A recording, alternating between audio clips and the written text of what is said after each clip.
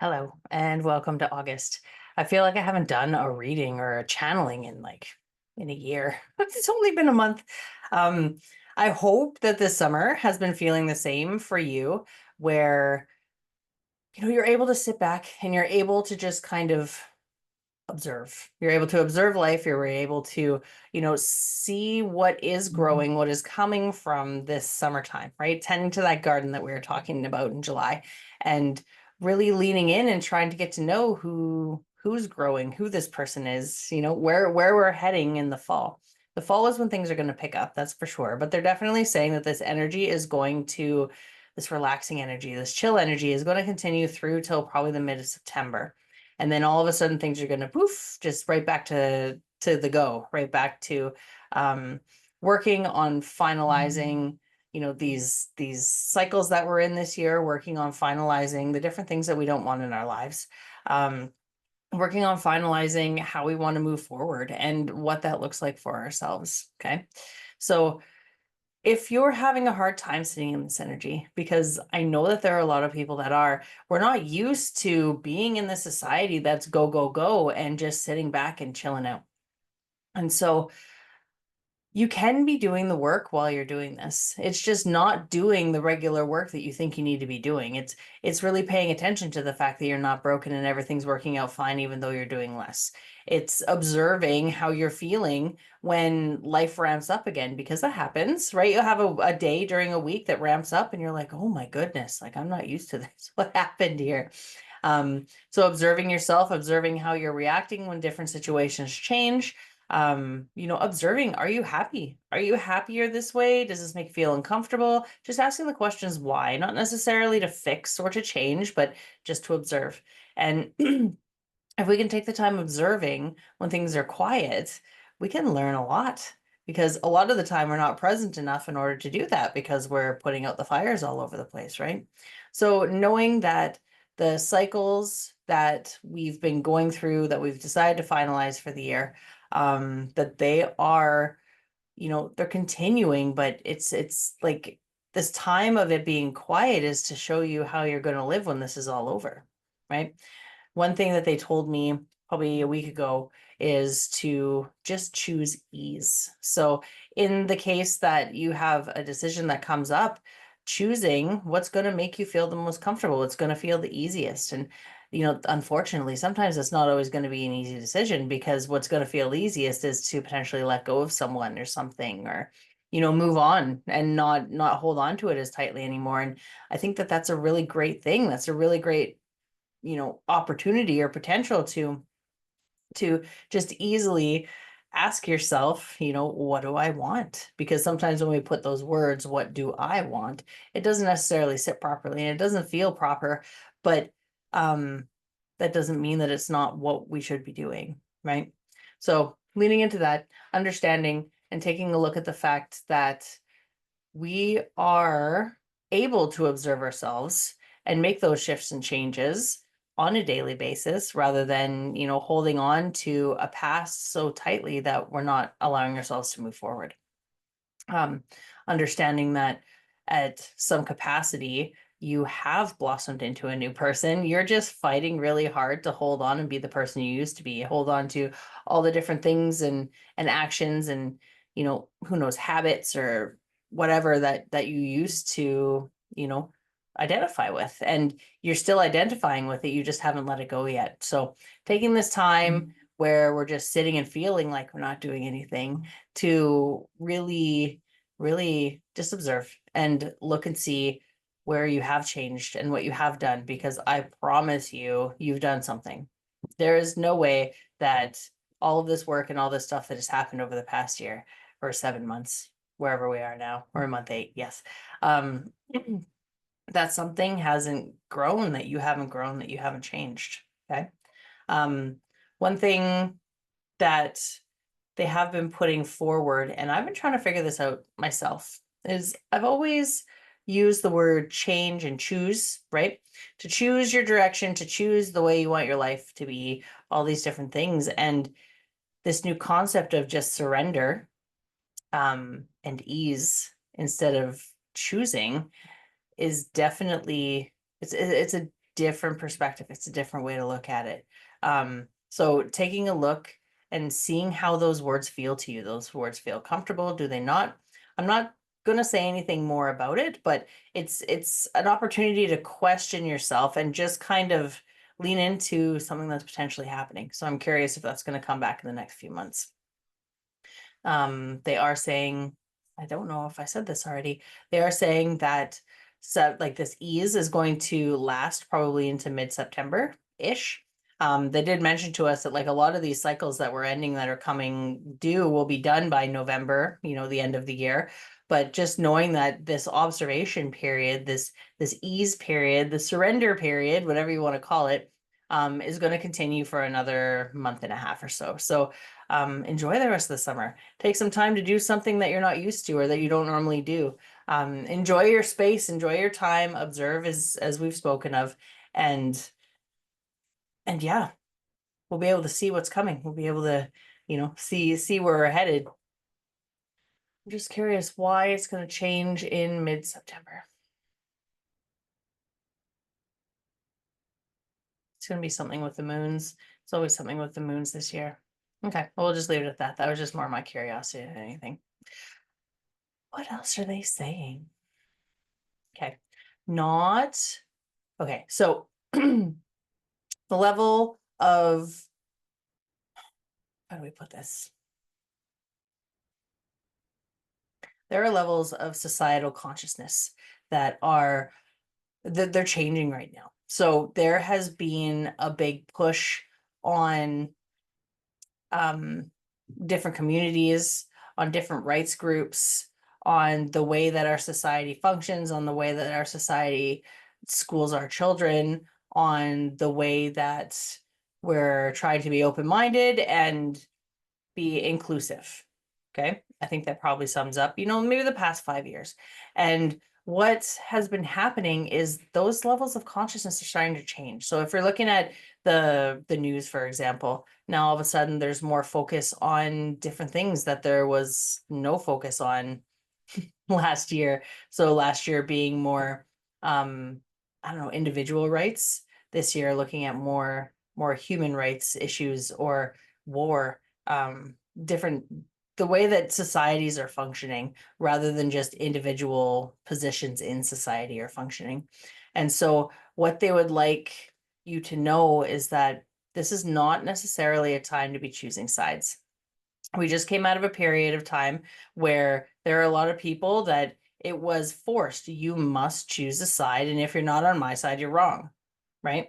And of course, there's going to be more of that, but this is more on a global scale and a wider scale where it's like there's so many changes happening and so many shifts that are happening that there really is no way that you can 100% choose a side, because a lot of us, for example, maybe during the elections, let's look politically here. Okay. A lot of us might have been 100% solid in what we thought was the right thing to do, or the opinion that we had about specific leaders, or, specific choices that were being made, specific laws that were being made. And now all of a sudden things are presenting a little bit different. And some of us are kind of like, well, I don't know if I was right. It seemed right then, but it doesn't necessarily seem right now. And, using that as an example, that's a prime example to show that you don't have to continue to choose sides. It doesn't necessarily have to be all or nothing the way that the world has been running. We are allowed to be 50-50. We are allowed to want all of the things and not have to choose just one. Okay, so understanding that society is changing, that things are starting to shift, that the more that people kind of turn on, right, here and here, the more that they turn on and the more that they start to broaden their horizons and start opening their eyes to more than what they've just been paying attention to, it's changing the energies, it's changing the structure of society. Now, that sounds scary. That sounds scary to me because it's like, it's very grand. It's very grand scale. It's very large, but it's just small increments have been happening for so long that we're noticing all of a sudden more of a shift because there's more people on board. Okay. That doesn't mean that we need to live differently. It doesn't mean that we need to go and shout our opinions and how they've changed to the rooftops. It really just means more of the same of what we've been talking about, sitting within and seeing where comfort lies for you, see where ease lies for you. And if you're feeling that it's too much to be watching the news right now, then take a break. If you feel that you feel disconnected, then maybe start watching the news, for example, or start reading the newspaper or something online where you can start bringing yourself back up to pace with what's happening. But we have to make sure that we're finding that 50-50 balance where we're not too far one way or too far the other way, because those extremes are too much. And even if we've been living in a state of extremes, it probably feels strange that you're like, well, I used to feel so strongly about something, and now that's not necessarily the case. And that doesn't mean that you're not just as passionate, or that you've lost your belief systems, or that you've, lost your moral compass. It just means that, you're broadening, you've grown to a position where you can still believe the same things, but that they don't have to be so, like, so forced. They don't have to be so, I don't know. I'm thinking about an activist. Like, you don't have to be screaming from the rooftops to believe what you believe. You can just believe it and be okay with that, right? Excuse me. Okay. So hopefully that makes sense to you. That doesn't mean turn things on, turn things off. It just means, if something's not sitting right for that day, then just, you know, be different that day. And that's perfectly fine. You can go right back to, being who you were, or right back to the same stance after taking a break. But they just want you to start really opening yourself up to the potential of not needing to be so rigid. Okay. Now that feels like it's leaning into like who we are as humans and who we decide we're going to be, the rigidity of that that choice, of that decision.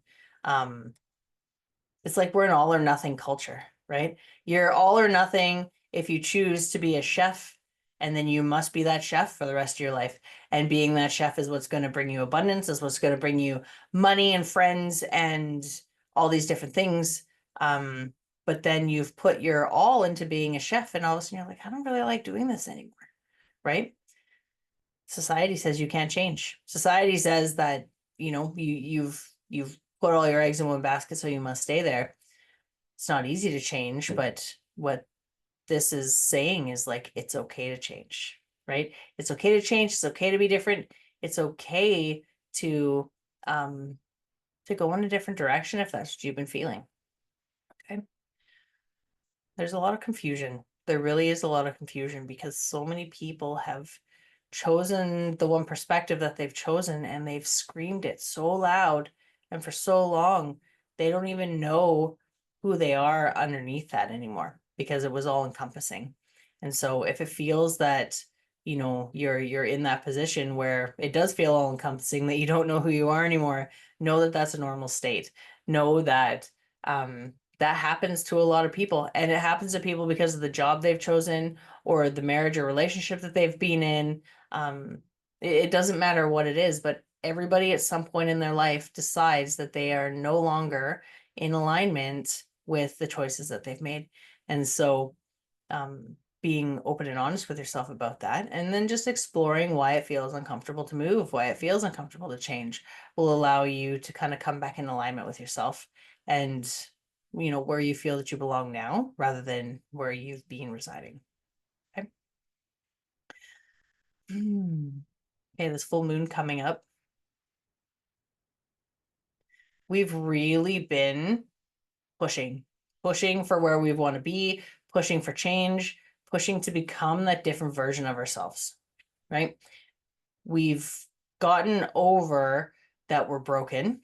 We've accepted who we are and accepted the choices that we've decided to live with.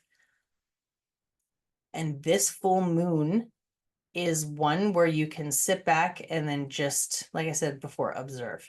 It's one of those ones where you can kind of, take a look at life, and instead of saying, oh, these are the things I want to get rid of and these are the things I want to bring in, just be, because it's going to feel different. Energies feel different to a lot of people these days.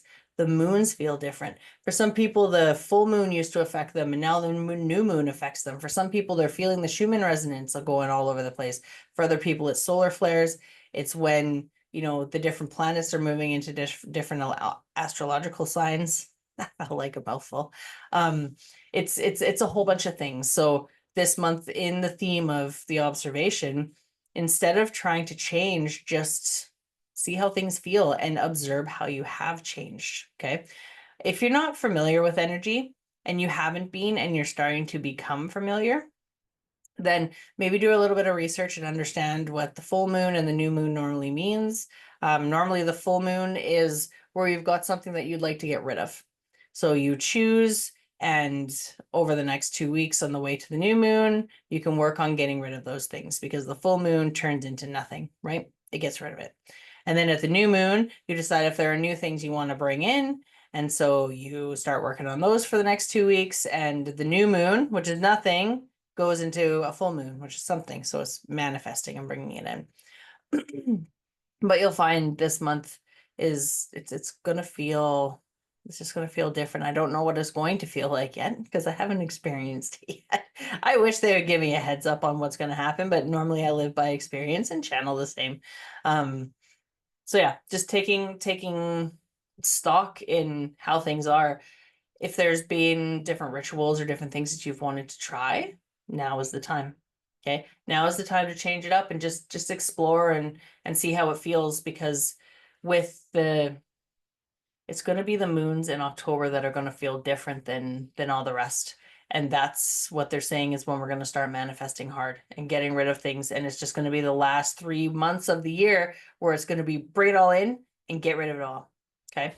But yeah, for now, just chill. August will just be a chill month. So that's I think that's pretty exciting. Maybe we could do a video on like different rituals or something like that. Okay. Just trying to see if there's anything else that they want to talk about.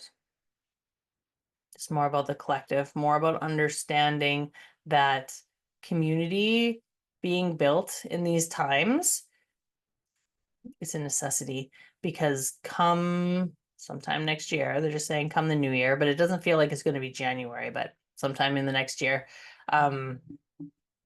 these community structures are going to shift and they're going to change, and people are going to need different things. And so with the way that we all are right now, where it's like, I'm just all introverted, you know what COVID in the past 5 years did to us. If you didn't fit and you didn't belong, then you didn't go outside. We stayed away from each other. We are taught that like, this is not okay to be community. This is not okay to lean on each other and need each other and, you know, be human the way that we should be.